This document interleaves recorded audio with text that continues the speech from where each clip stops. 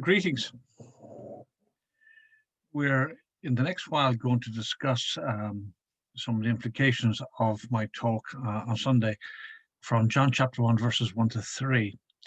It's the first section of what's called the prologue of John's Gospel, and might I suggest that you, before you go any further, read the prologue, the first 18 verses, twice. So we'll pause it here and give you a chance to do that. Okay. Now, one could write a PhD on the first three verses of John chapter 1. Did you get my point when I began with the comments that reading these verses triggered in my mind to think about Sergio Leone's 1966 spaghetti western, The Good, the Bad, and the Ugly? Pause there for a second. It is this linking of a single descriptive noun to an individual which unmasks their very essence as individuals that brought this old classic movie to my mind as I read these first verses from John's Gospel. For here too we have just one word to describe the essence of who Jesus Christ actually was, and that word was the Word, or Logos. In the beginning is how it begins. What other biblical passages come to mind when you hear that? Are they referring to the same beginning as the one here? Pause for a second. Right, this term "in the beginning" reminds us of Genesis chapter 1. In the beginning, God created the heavens and the earth. And we tend to think of the story of God and of the Bible beginning in Genesis chapter 1, but it really doesn't. It begins here in John chapter 1. The beginning in John chapter 1 is infinitely earlier than the beginning in Genesis chapter 1. But also in the beginning refers to this idea of the origin of, the basic cause of everything, including the very universe we inhabit. And John tends to do this in his gospel all the way through, that he gives you, he says something, but there is more than one way of interpreting it. I said this to you on Sunday. He talks about, I am the bread of life. I have a water which if you drink of it. Now, this kind of thing, you see it on two levels. To say something that can be taken in more than one way is what John is doing here. So we have the Word, Jesus, outside of time and space, and the creator of all there is being spoken of here. Verse 3 reads like this: He was with God in the beginning. Pause and reflect on the two things that are being said here about the Logos, about Jesus. He was with God in the beginning. Pause and have a chat about that.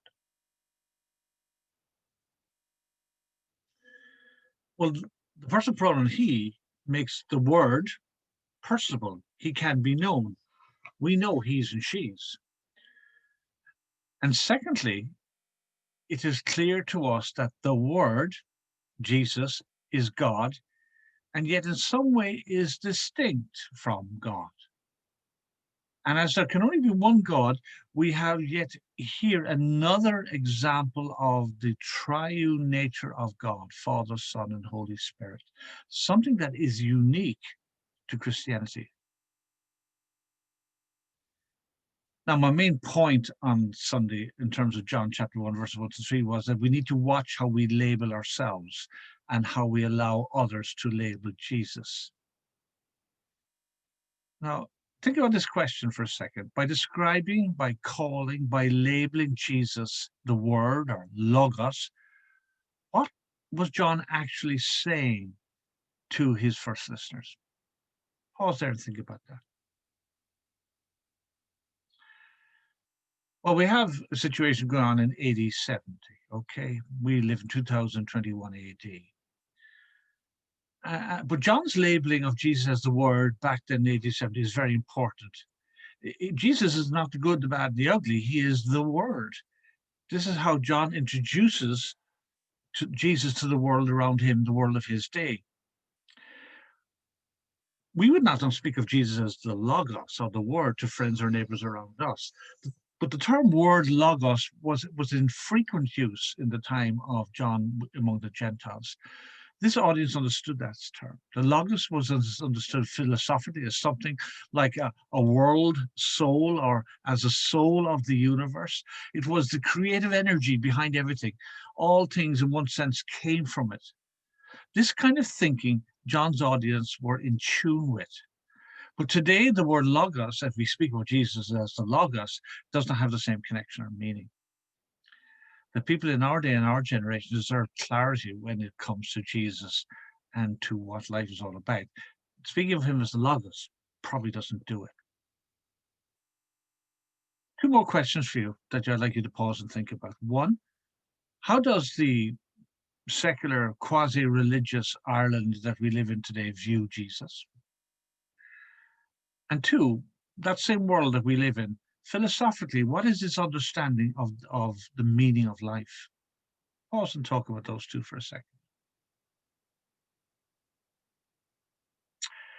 Right, in answering those two questions, we see the problem clearly as we try to communicate of who Jesus is and who we are, with the eroding of the use of language.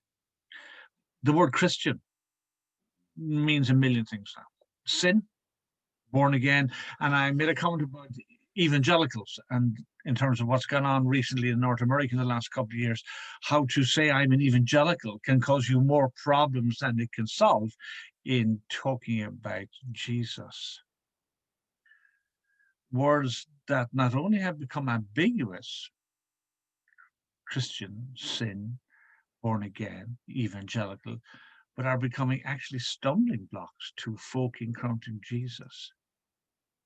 So I said I feel I create less barriers when I speak of being a follower of Jesus, as one who has had a spiritual awakening, as one who has come face to face with the personal implications of Christ's crucifixion.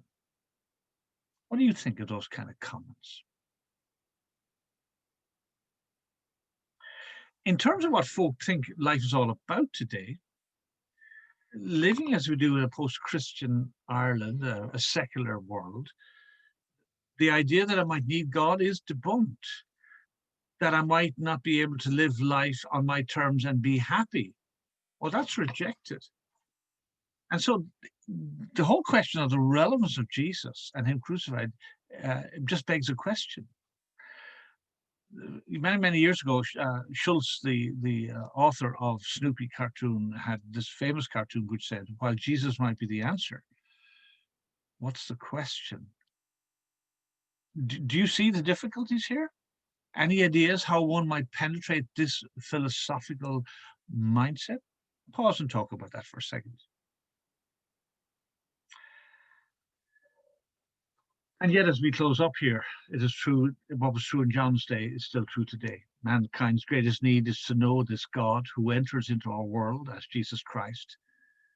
John was endeavoring to be clear with his audience. How might we be clear in our day and our generation is the question. The people around us deserve our loving, gracious clarity. Hope you found tonight helpful. Do talk a bit more before you finish it.